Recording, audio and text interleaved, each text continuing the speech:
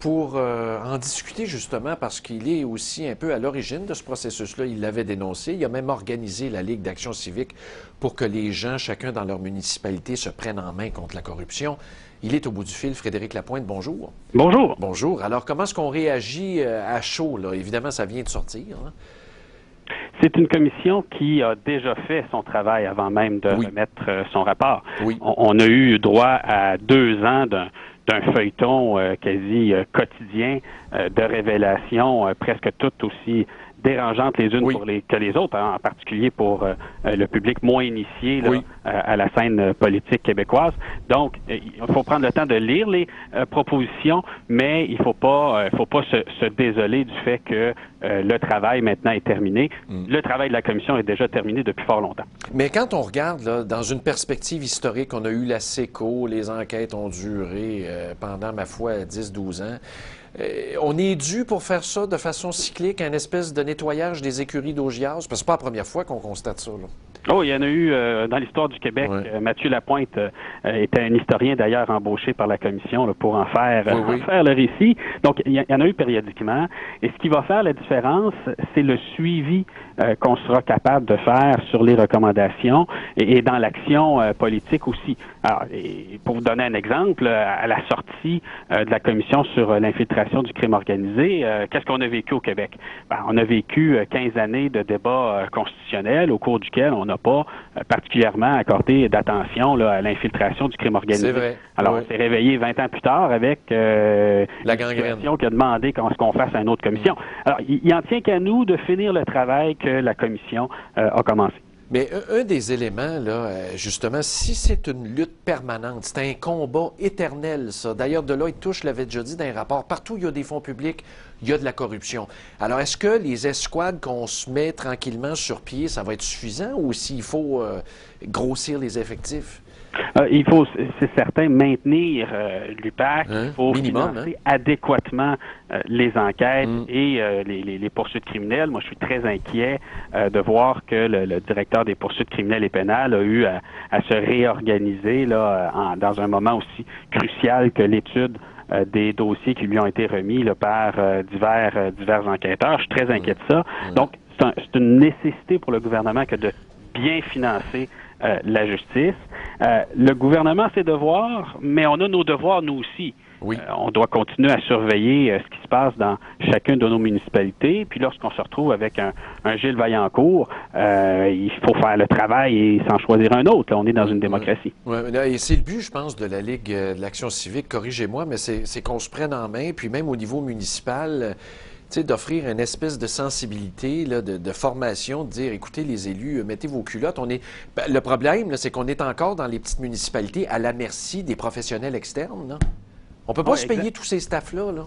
Exact. Et une des recommandations, d'ailleurs, du rapport de la commission Charbonneau, c'est d'étendre le mandat du vérificateur général du Québec aux plus petites municipalités, celles de moins de 100 000 habitants. Alors, je connais des grosses firmes de comptables là, qui vont commencer demain matin un lobbying pour pas que ça arrive. Mais la réalité, c'est que ce qui a de l'influence sur nos villes et nos villages, c'est malheureusement pas suffisamment les citoyens et beaucoup trop ces compagnies-là qui profitent des fonds publics. Oui. Même, il y avait des projets. J'ai vu ça dans quelques MRC dans les dernières années. Ils se disent, bon, écoutez, là, on était à merci des firmes d'ingénieurs, admettons, de la Ville-Centre ou de grands bureaux.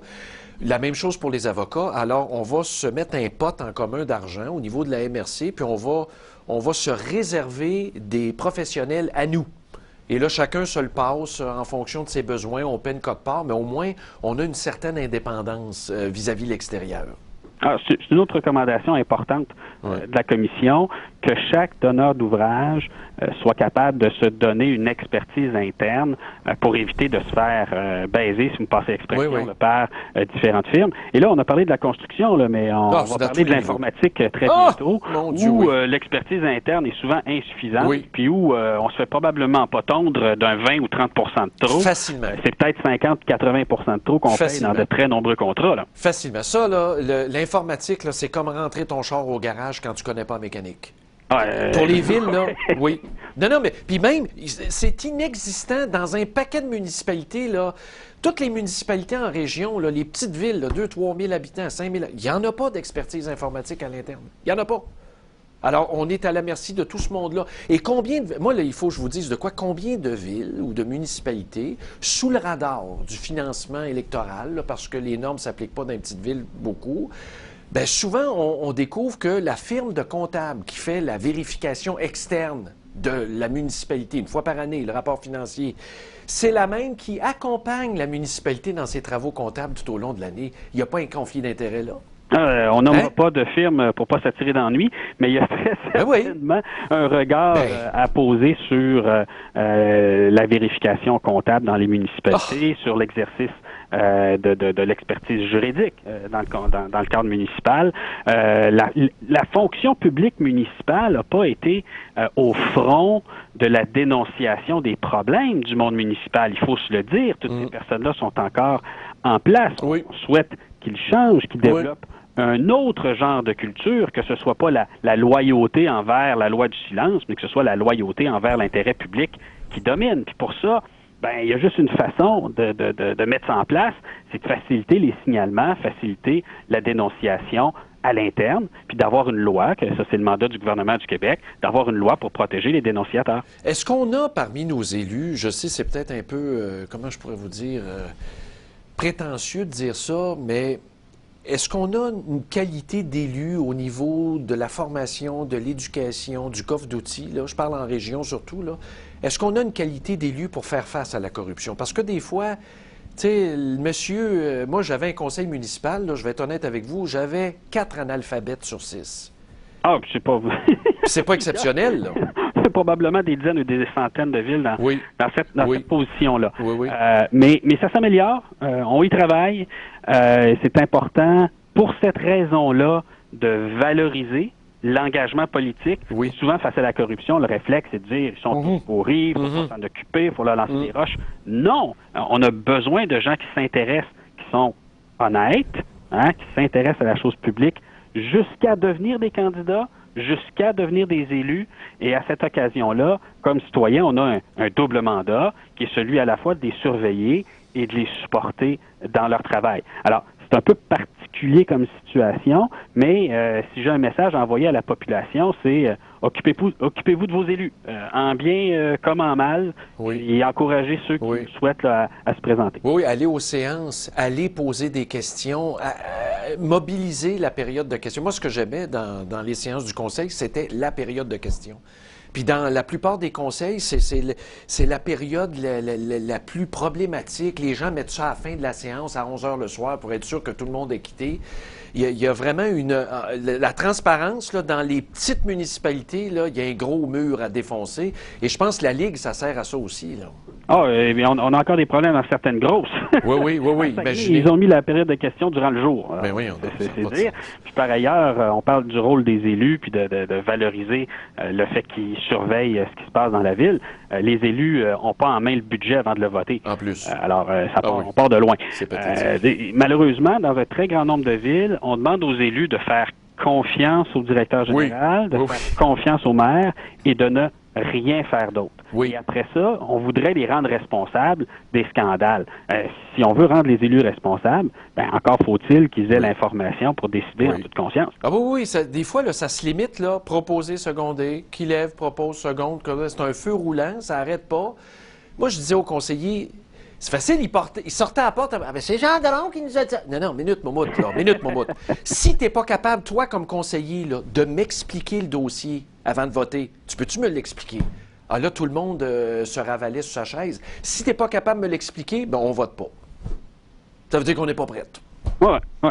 Mais ça c'est la première étape. Il faut renforcer nos institutions, il faut renforcer notre démocratie. La deuxième étape, qui est en cours, mais qui ne sera pas terminée demain matin, c'est d'extirper le crime organisé de l'économie réelle, en particulier l'économie réelle dans laquelle l'État est impliqué. Moi, qu'un Hells Angels a un dépanneur, ça ne me dérangera pas bien, mais qu'un Hells Angels décide quelle rue va bâtir quelle maison, puis c'est sa compagnie à lui qui va la bâtir, sinon les élus se font brûler leur char. Ça, c'est un autre paire de manches. Puis mon Dieu Seigneur, ça me rappelle des bons souvenirs. J'ai mal au ventre. Merci beaucoup d'avoir été avec nous, M. Lapointe, et j'invite les gens à aller sur votre site Internet. Merci beaucoup. Merci, au revoir. Frédéric Lapointe, qui est le porte-parole et président de la Ligue d'action civique. Hey, moi, j'ai vu des gens, là, vous voyez le site web, allez le visiter. Je le connais bien, M. Lapointe. Je suis allé leur parler à Laval, à leur meeting de fondation il y a 2 ans. Une belle organisation dynamique, impliquée un peu partout. Moi, je me souviens de gens, là, dans mon coin, évidemment, qui avaient des contrats avec le ministère des Transports, donc des contrats de fonds publics. Et cet opérateur-là, en question, là, qui est dans le domaine de la construction, a même été condamné pour voie de fait sur des officiers du ministère des Transports. Et encore aujourd'hui, on lui donne des contrats. Il faut le faire, là. Vraiment.